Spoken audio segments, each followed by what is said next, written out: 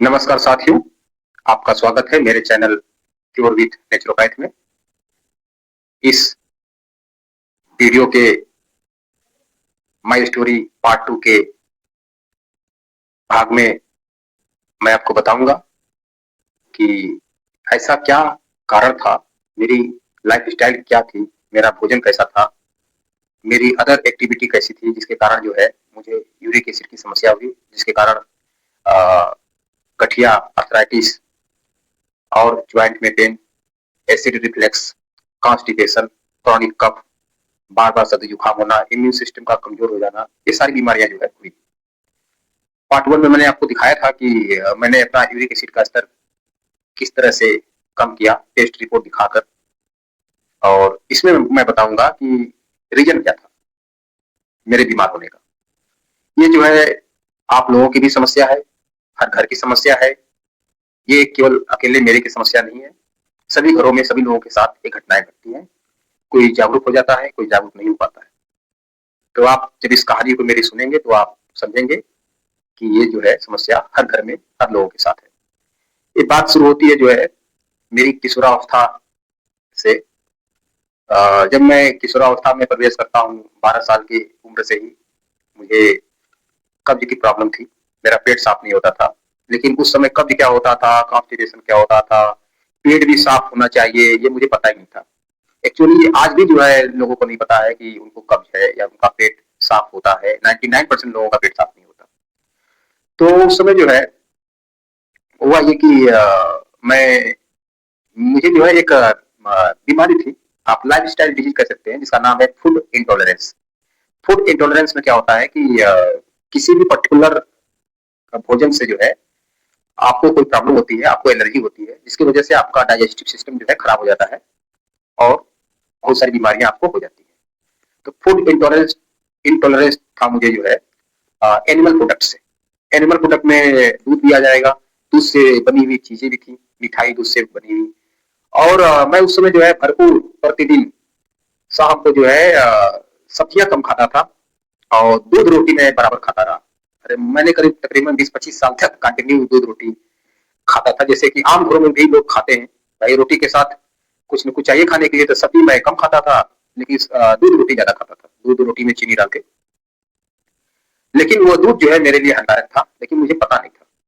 इसके साथ ही मैं अंडे भी खाता था, और अंडा भी एनिमल प्रोडक्ट होने के कारण जो है मेरे लिए हानिकारक था, वो भी मेरे लिए फूड इंटॉलरेंस में आता था। तो ये मेरी जो है खान पान की गतिविधियां थी। और बाकी बाहर का खाना पीना मैं इतना करता नहीं था। नॉर्मल जैसे आम लोग होते हैं, मैं अपने घर पे यही बना हुआ खाना खाता था। चावल में ज्यादा खाता था, दोपहर में चावल खाता था, रात को रोटी खाता था, लेकिन सब्जी कम खाता था। सब्जी भी खानी चाहिए मुझे पता नहीं था उस समय, आज भी किसी को नहीं पता होता है। लोग जो है 4 रोटी, 5 रोटी, 6 रोटी खाएंगे, सब्जी थोड़ा सा लेंगे, थोड़ी सी सब्जी में जो है पूरा खाना खा जाएंगे। रोटियां ज्यादा खाते हैं, दाल खाते हैं ज्यादा, चावल ज्यादा खाते हैं, सब्जी नहीं खाते। सलाद तो छोड़ दीजिए, बहुत कम लोग सलाद खाते हैं। आज भी जो है आप देखेंगे डेली के लाइफ में 90% लोग सलाद नहीं खाते। अब मैं भी नहीं खाता था, मुझे भी पता नहीं था। तो ये जो है लाइफ स्टाइल के कारण जो है मुझे बहुत सारी बीमारियां, ये समस्या हुई। जब मैं तकरीबन 30 साल का था, तो मुझे उस समय मैं जॉब में आ गया था, नौकरी पा गया था मैं। और 30 साल की उम्र में जो है मुझे अचानक से खांसी शुरू हुई। कफ, क्रॉनिक कफ में बदल गया। करीब एक आध महीने से ज्यादा ऊपर हो गया, खांसी ठीक नहीं हो रही थी। फिर मैंने जो है लखनऊ मेडिकल कॉलेज, जिसे किंग जॉर्ज मेडिकल कॉलेज कहते हैं, केजीएमसी लखनऊ में, वहाँ के पल्मोनरी डिपार्टमेंट में मैंने दिखाया। और वहाँ दिखाने के बाद जो डॉक्टर साहब थे, उन्होंने जो है कुछ एस्टेरॉइड दवाइयां दी डेली पर डे खाने के लिए। 6 महीने तक का कोर्स था, उन्होंने बताया। इसके पहले उन्होंने मेरा जो है सिटी स्कैन करवाया था लंग्स का। सिटी स्कैन में बिल्कुल लंग्स मेरा ठीक था, ऐसी कोई प्रॉब्लम नहीं थी उसमें, कोई नॉर्मल था, रिपोर्ट बिल्कुल नॉर्मल था।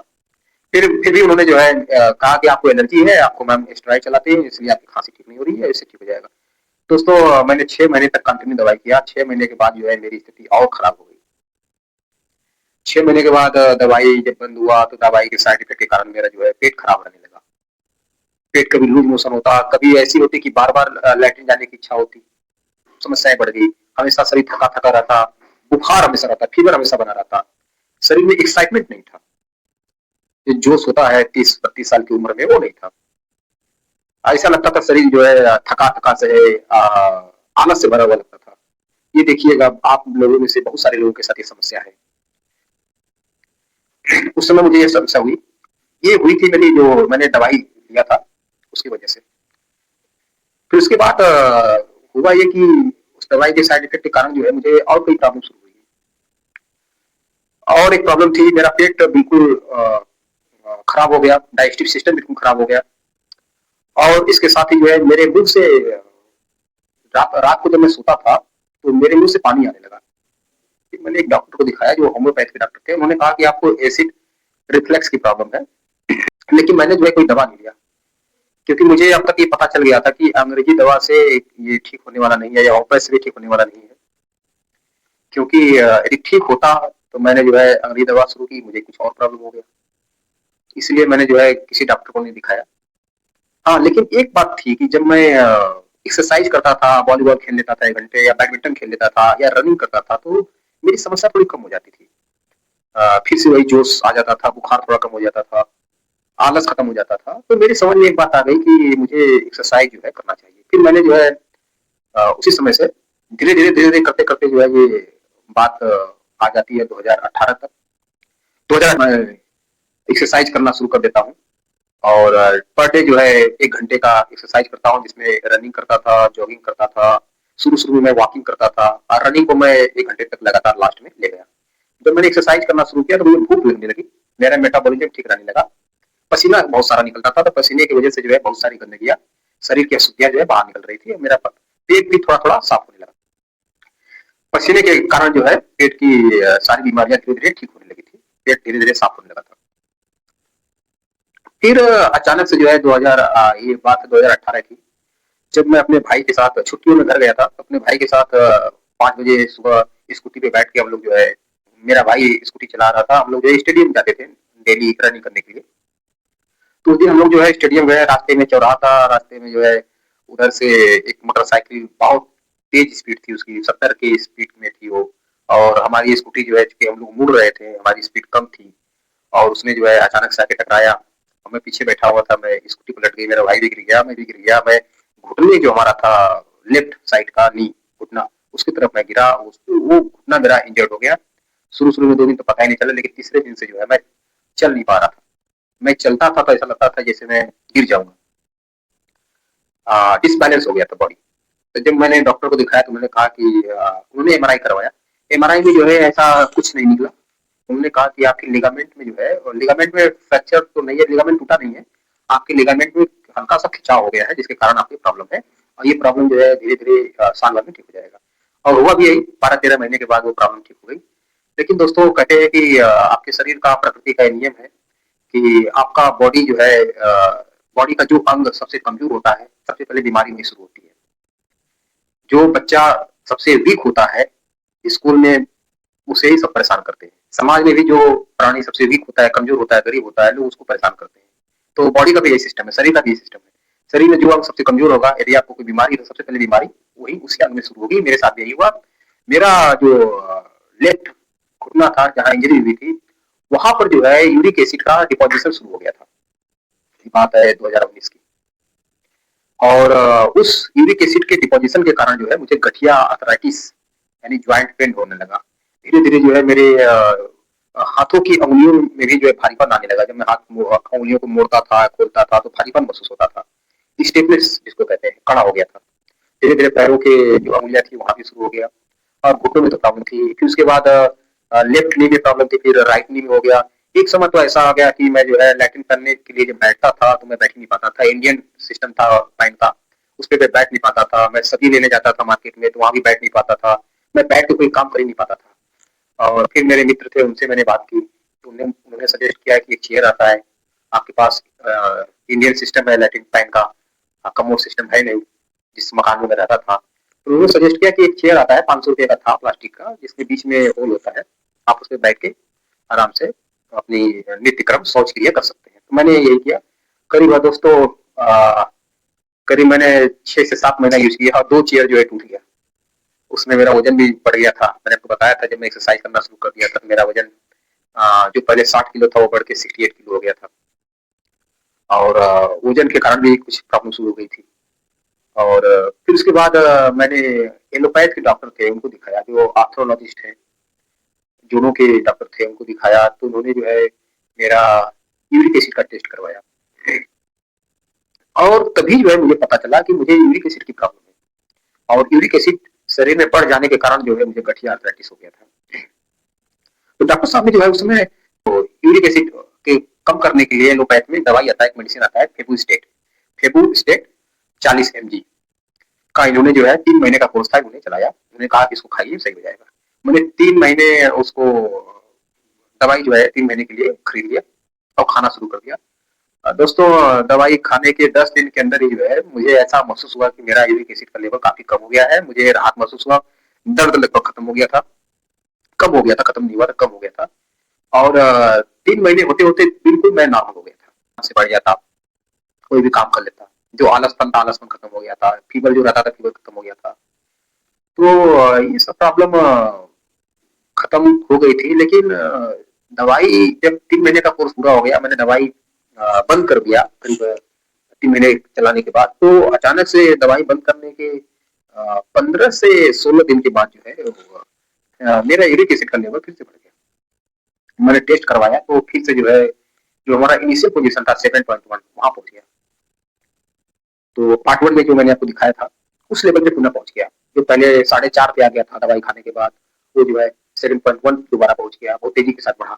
जिस दवाई खाने के बाद जिस तेजी के साथ डाउन हुआ था यूरिक एसिड, उसी तेजी के साथ वापस बढ़ा। फिर मुझे प्रॉब्लम शुरू होगी, फिर वही घुटनों में दर्द, ज्वाइंट में पेन, कमर में दर्द, हल्का हल्का फीवर का महसूस होना, और मन नहीं लगना, आलस होना, और डाइजेस्टिव सिस्टम तो फिर धीरे धीरे खत्म होने लगा था।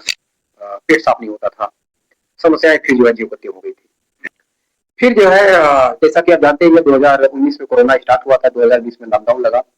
लॉकडाउन में जब हम लोग थे, ऑफिस बंद था, ऑफिस जाना नहीं था, तो घर में पड़े थे, तो हम लोगों ने सोचा कि कुछ कोर्स किया जाए। तो मैंने DMYS का कोर्स किया नेचुरोपैथ में। इसका पूरा नाम है diploma in naturopath and yogic science. 3 साल का कोर्स था। मैंने दिल्ली में इसका रजिस्ट्रेशन करवाया, मैं और मेरे मित्र ने। हम लोगों ने जो है कोरोना काल में नेचुरोपैथ का कोर्स करना शुरू किया। और 5-6 महीने के बाद जो है बहुत सारी किताबें पढ़ी नेचुरोपैथ की, प्राकृतिक चिकित्सा की, उसके सिद्धांतों को जाना।